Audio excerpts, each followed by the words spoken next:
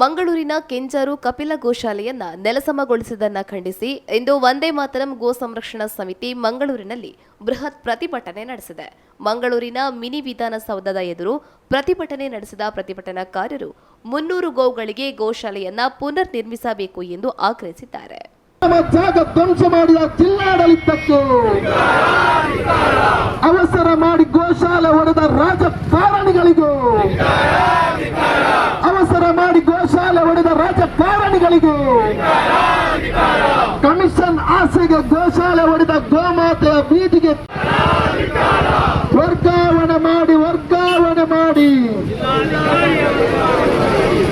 ವರ್ಗಾವಣೆ ಮಾಡಿ ವರ್ಗಾವಣೆ ಮಾಡಿ ಜಿಲ್ಲಾಡಳಿತದ ವರ್ಗಾವಣೆ ಮಾಡಿ ಕನಿಕರವಿಲ್ಲದ ರಾಜಕಾರಣಿಗಳಿಗೆ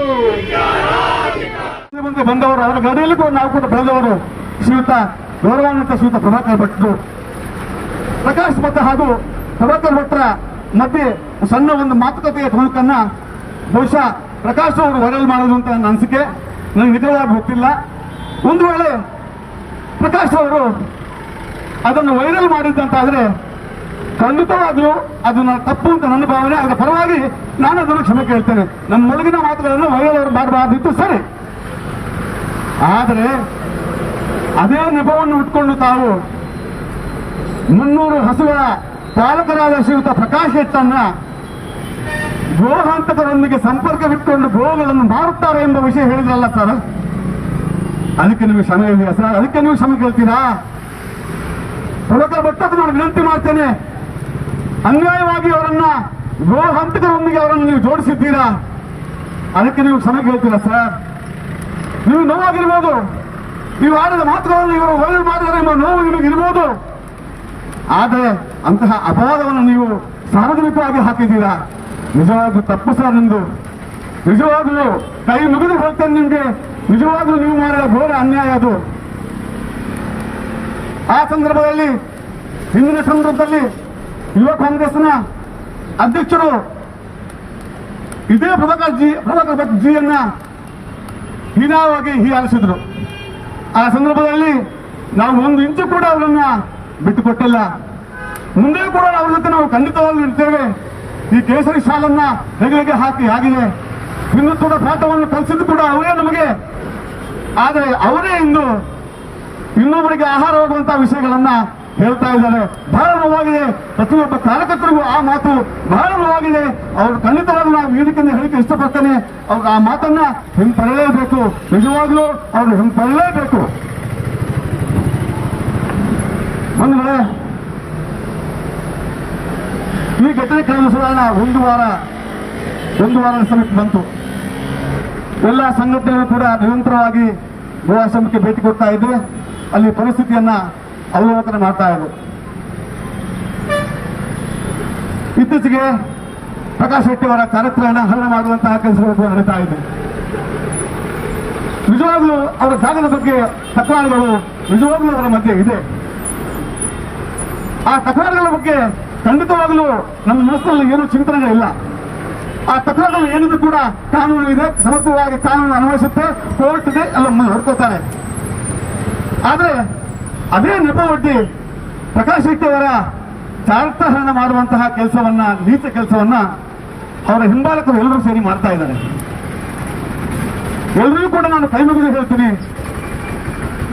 ದಯವಿಟ್ಟು ನೀವು ಸ್ಥಳಕ್ಕೆ ಬನ್ನಿ, ವಿಚಾರವನ್ನು ನೀವು ಅರಿತುಕೊಳ್ಳಿ. ಸ್ಪಷ್ಟ ವಿಷಯ ಏನು ಅಂತ ಹೇಳುವಂತ ನಿಜವಾಗ್ಲೂ ಅರಿತುಕೊಂಡು ನಂತರ ಮಾತಾಡಿ. ನೀವು ಸಾಮಾಜಿಕ ಜಾಲತಾಣದಲ್ಲಿ ಎಲ್ಲರೂ ಕೂಡ ಪರವಾಗಿ ವಿರುದ್ಧವಾಗಿ ಬರೀತಾ ಇದ್ದಾರೆ. ನಾನು ಹೇಳ್ತಾ ಇದ್ದೀನಿ, ವಿರೋಧವಾಗಿ ಬರೆಯುವಂತವರಿಗೆ ನಿಜವಾಗ್ಲೂ ನಿಜ ವಿಷಯ ಅವರಿಗೆ ಗೊತ್ತಿಲ್ಲ. ಕೇವಲ ಒಂದು ವಿರೋಧ ಮಾಡಬೇಕು ಅಂತ ಹೇಳುವ ನೆಪದಲ್ಲಿ ಅವರು ಬರೀತಾ ಇರೋದು ಬಹಳ ಬೇಸರ ಆಗುತ್ತೆ. ನಾವು ಕೂಡ ಹಿಂದೂಗಳೇ ಸ್ವಾಮಿ, ನಾವು ನಿಮ್ಮ ವಿರುದ್ಧ ಅಲ್ಲ, ನಿಮಗೋಸ್ಕರ ಎಲ್ಲ ನಿಮ್ಮ ಕ್ಷೇತ್ರದಲ್ಲಿ ನಾವು ಕೆಲಸ ಮಾಡಿದವರು, ನಿಮಗೋಸ್ಕರ ಜೈ ಅಂದವರು ನಾವು. ಯಾಕೆ ನಮ್ಮ ಕಾರ್ಯಕರ್ತರನ್ನ ನೀವು ನಿಂದಿಸ್ತೀರಾ? ಆ ನಿಂದನೆ ನೆಪದಲ್ಲಿ ಅವುಗಳ ಶಾಪ ಕೂಡ ನೀವು ಯಾಕೆ ಹಾಕುತ್ತೀರಾ? ಎಲ್ಲರೂ ನಿಮ್ಮನ್ನು ಕೂಡ ನೀವು ಬೋಧನೆ ಮಾಡ್ತೇನೆ. ದಯವಿಟ್ಟು ಯಾರು ಕೂಡ ಕಾಮೆಂಟ್ಗಳನ್ನು ಹಾಕೋದಾಗಲಿ, ಇದರ ನಿಜ ವಿಷಯವನ್ನು ಹೊರಗೆ ಬಂದು ಅರಿತುಕೊಳ್ಳಿ. ಒಟ್ಟಿಗೆ ಸೇರಿ ಇದು ಒಂದೇ ಮನೆಯ ಜಗಳ ಅಂತ ನಾನು ಭಾವಿಸ್ತೀನಿ.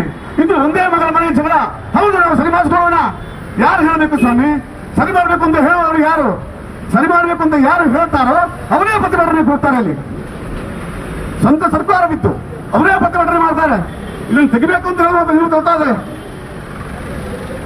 ಗೋಗಳ ಹತ್ಯೆಯನ್ನ ಗೋ ರಕ್ಷಣೆ ಮಾಡಬೇಕು, ಗೋ ರಕ್ಷಣೆ ಮಾಡಬೇಕು ಅಂತ ಹೇಳಿ ಬಂದಿರ್ತೀರಿ.